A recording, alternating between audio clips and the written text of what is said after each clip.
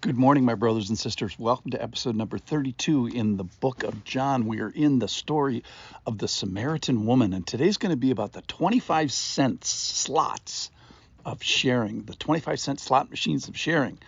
So we're in this long theoretical discussion between Jesus and the woman at the well about relationship with God. And she says kind of theoretically near the end, I know Messiah, the anointed one, is coming. And when he does, I'll get in the right relationship. That means that I'll worship him because it's an accurate interaction with God. And then Jesus drops the bombshell on her, which is that I am he. I am the one that you've been waiting for. I am the Messiah.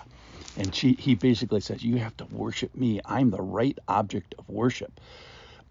And she kind of plops it back in her lap and said, will you worship? Let's see how this turns out. So the point from yesterday is there's no right relationship with God that does not involve worshiping. If you're not worshiping, you're not right with God.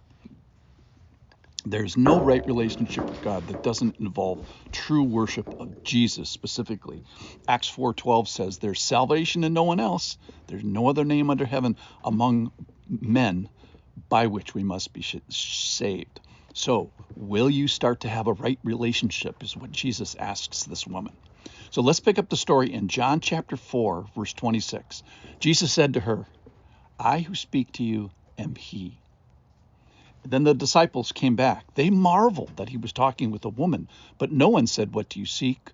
Or why are you talking with her? So the woman left her water jug and went away to town and said to the people, come, see a man who told me all that I ever did. Can this be the Christ? They went out of the town and were coming to him. Then Jesus pauses for a second and turns and teaches to the disciples. I'm going to skip that part for today. And then verse 37, just at the end of his little teaching time. For here the saying holds true. One sows and another reaps. I sent you to reap that for which you did not labor. Others have labored and you have entered into their labor. All right, so this story is told that the panic of her faith, that is leaving her water jar, because water is life in that society, and water jars are the lifeline for that life, and water jars are important and they're valuable.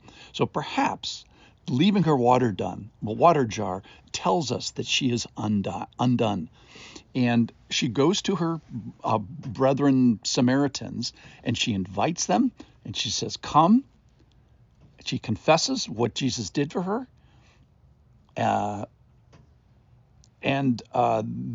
she leaves them with a question. Could this be the Christ? So just a word about the disciples now. So the 12 guys went to the Piggly Wiggly.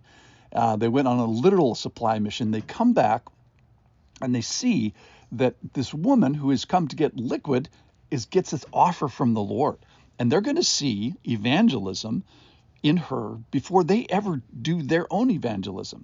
So Jesus tells them in the part that I'll get to tomorrow, the mission fields are white for harvest. In other words, people are fruit ready, and they're going to see this example of a fruit ready person. Okay, so she goes to her people and she says, come.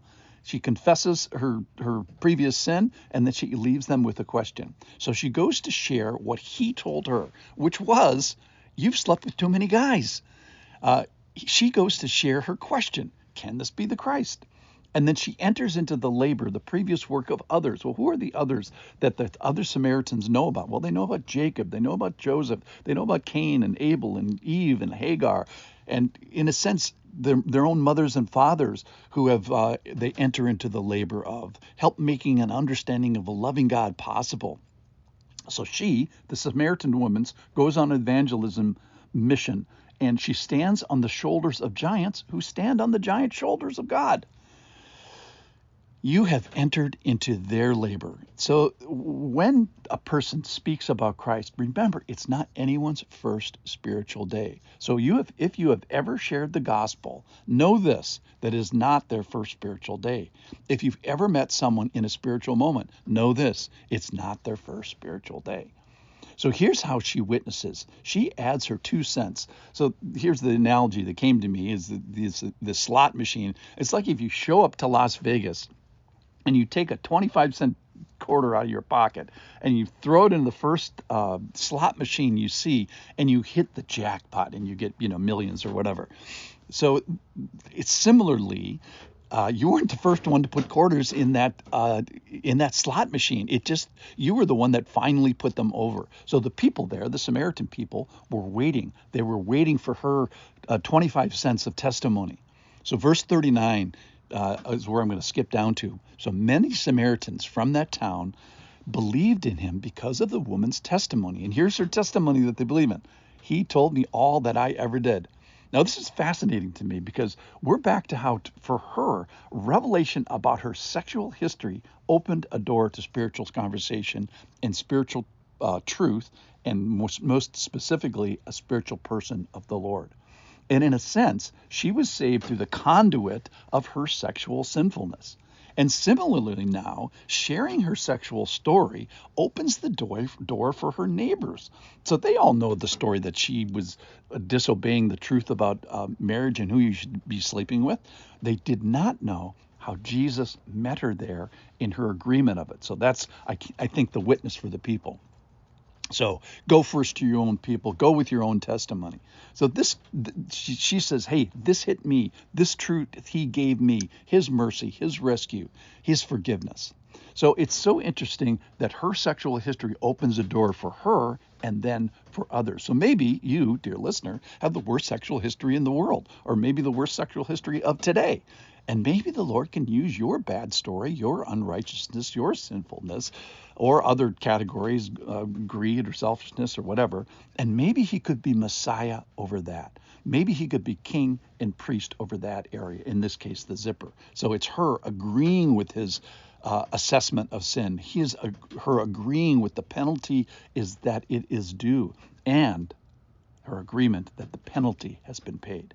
So maybe this woman, by adding her 25 cents of witness to the Samaritan people, is enough. And maybe now her adding it to you is enough. Maybe her adding her labor to all the spiritual days that you have had until now. Maybe entering into her spiritual labor isn't enough. So my question for you is it enough for you? I hope so. Thanks for listening. Come back tomorrow.